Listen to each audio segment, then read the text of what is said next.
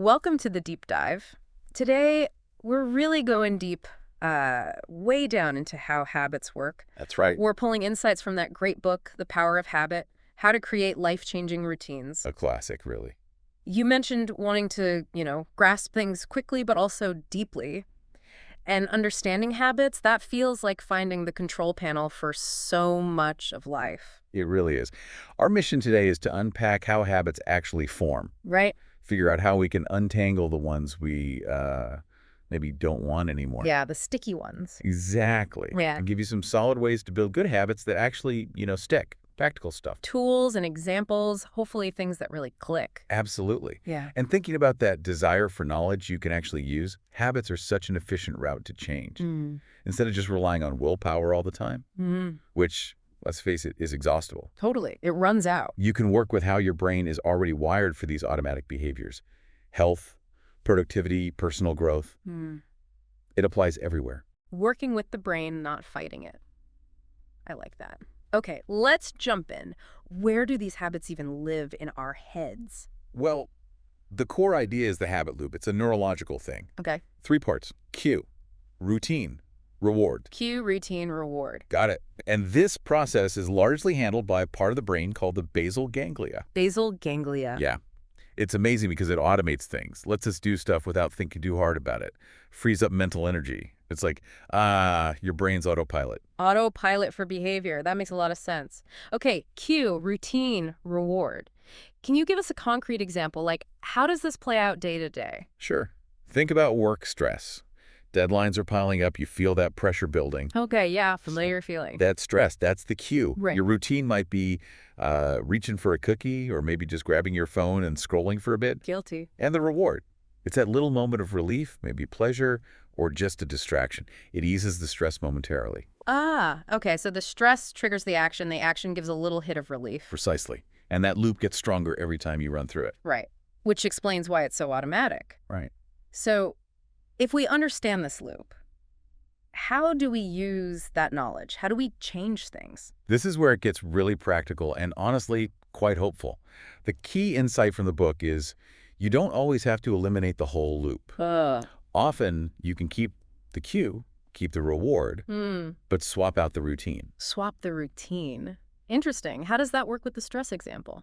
Okay, so the cue is stress. The reward you're craving is relief. Right. Instead of the cookie or the phone scrolling routine, you consciously choose something else. Maybe 5 deep breaths or a quick walk around the block or even just chatting with a coworker for a minute. So you're still getting the relief just from a different activity. Exactly. You're satisfying that underlying need or craving, but with a different behavior. And doing that over and over. Starts to rewire the brain. Consistently choosing that new routine in response to the same cue, getting a similar reward, it builds new neural pathways. Eventually, the new routine can become the automatic one. It's like carving out a new, better path in your mind. Wow, okay. That feels much more manageable than just trying to, white-knuckle resist something. It's strategic. It is. It's about understanding the mechanics and working with them. Okay, so that's the basic science. Now let's talk about the hard part for a lot of us. Breaking bad habits. The nail biting, checking the phone constantly, hitting snooze 5 times. Yeah, we all have them. Things we wish we didn't do. Where do we even start with this? Yeah, the very first step, maybe the most crucial one, is just awareness. You really can't change what you don't consciously notice. So step 1 is just pay attention. Exactly. Actively track it. When does it happen? What triggers it? What are you feeling right before, during, after? You need to bring it out of the realm of the unconscious. Keep notes, even just mental ones. Become a detective of your own habits. Okay, done that. What's next? Once you're aware, you dig deeper to really pinpoint that specific cue and the reward it delivers. Right. Like the book's example.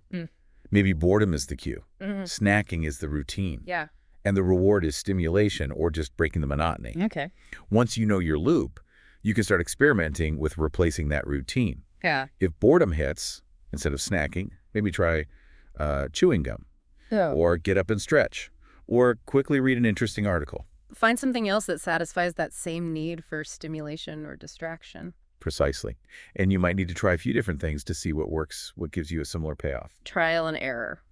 Got it. Yeah. Any other tricks for making bad habits weaker? Yeah. Another good one is to add friction. make it harder to actually do the bad habit. Add friction. Like what?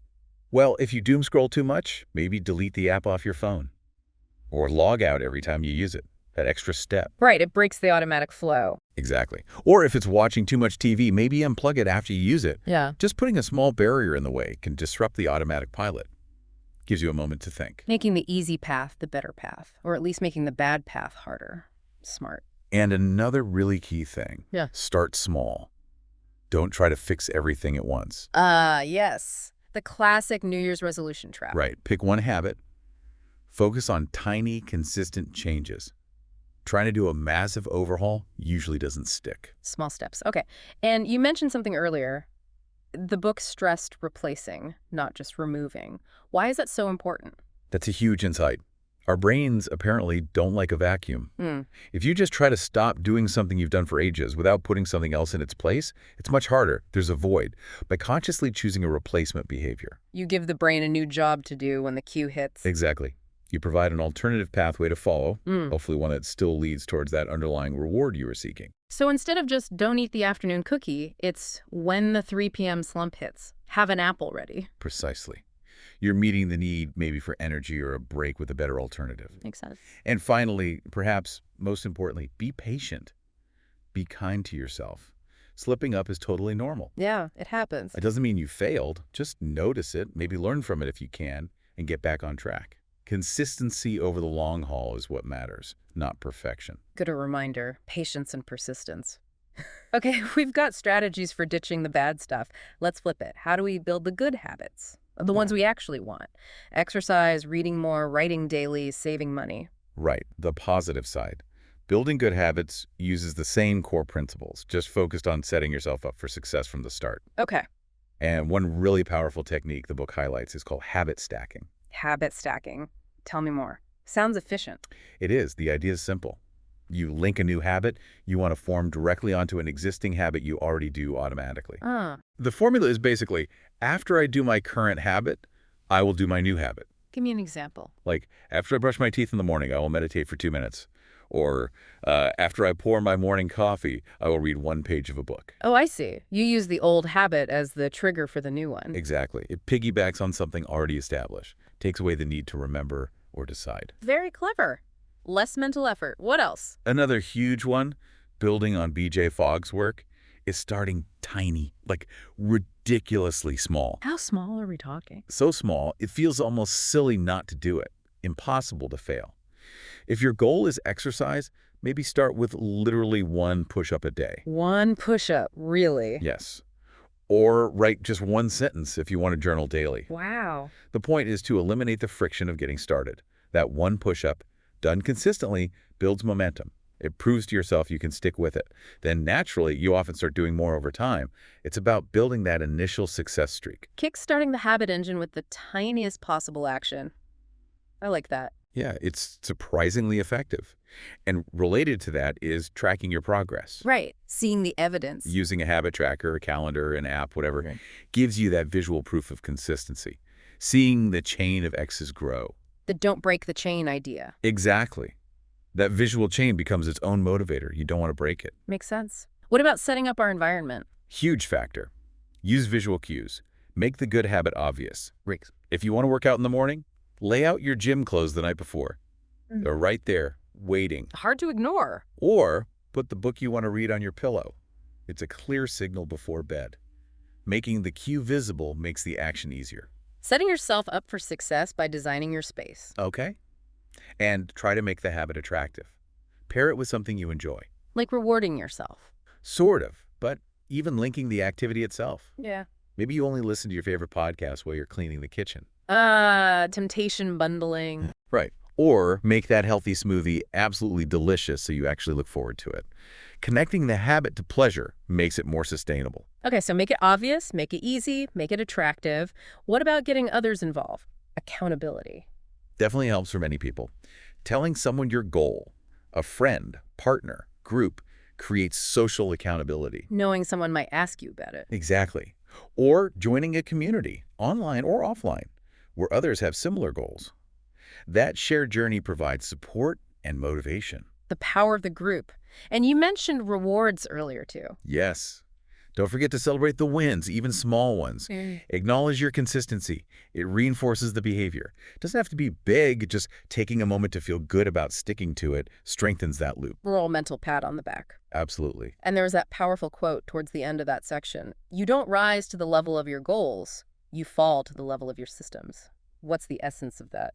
Yeah, that quote, often linked to James Clear, who wrote Atomic Habits, really nails it. It means goals are good for direction, but what really determines success are the daily systems and routines you build. Focusing on improving your process, your daily habits, is more effective long-term than just dreaming about the outcome. Your systems are what carry you forward, especially when motivation fades. Build good systems, and the results tend to follow. Focus on the process, not just the prize. That's a big shift. Okay, let's bring this to life. The book gave some great examples of people whose habits were key to their success, right? Absolutely. Real-world proof. Take Kobe Bryant. Legendary work ethic. Totally. And a huge part of that was his habit. Showing up hours early for practice. Every single time. That relentless routine, that extra work, was fundamental to his mastery. Consistency over time, building skill. Who else? Stephen King, the author. Oh, yeah. His habit, writing 2,000 words every single day, rain or shine, holiday or not. Wow, 2,000 words daily. No wonder he's so prolific. Exactly. Over 60 bestsellers. That daily grind, that system, produced incredible results over decades. It wasn't about waiting for inspiration. It really shows that compounding effect. Small daily effort adds up massively. Definitely. And the book also mentions successful CEOs, people like Tim Cook or Oprah. Right, morning routines are often talked about. Yeah, well, the details vary. Common threads are waking early, maybe journaling or meditating, exercise. These aren't random.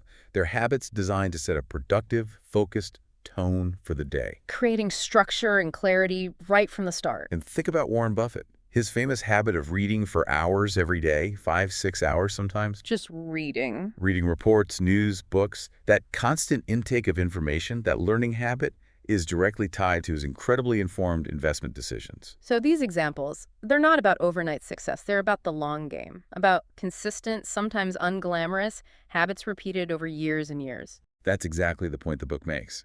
The power isn't just in the habit itself, but in its relentless consistency over time. That's where the extraordinary results come from.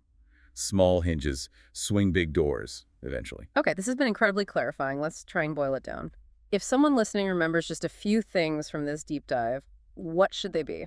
I think the big ones are, first, your habits shape so much of your life, often without you even realizing it. Right, they run the show sometimes. Second, the good news, they can be changed. You could reprogram them. That's empower. And third, the keys to doing that are start small, be incredibly consistent, and be patient with yourself. It's about progress, not perfection. Start small, be consistent, be patient. Got it. So what's one tiny practical thing someone could do, like right now after listening, to get started? Based on the book's ideas, I'd say pick one habit, make it take 2 minutes or less, and commit to doing it every day for just the next 7 days. Super small, super short-term commitment. Like what? Like we mentioned, one push-up, write one sentence in a journal, drink one glass of water right when you wake up, meditate for just 1 minute. Something so easy, it's almost harder not to do it. Build that initial momentum. Prove to yourself you can do it for a week. Exactly. Create that tiny win. That feels very doable. And we'd really encourage everyone listening, just take a second now. Think about the habits in your life. Is there one tiny shift, one 2-minute action you could try starting tomorrow? What might that be for you? A great prompt for reflection. And maybe action. Yeah. Because ultimately the message seems to be you don't always need huge bursts of motivation if you build the right habits. The habits carry you. That's the power of habit right there. The routine takes over. This has been fantastic, really illuminating stuff on how to actually make changes stick. Thanks so much for breaking it all down. My pleasure. It's fascinating stuff and genuinely useful.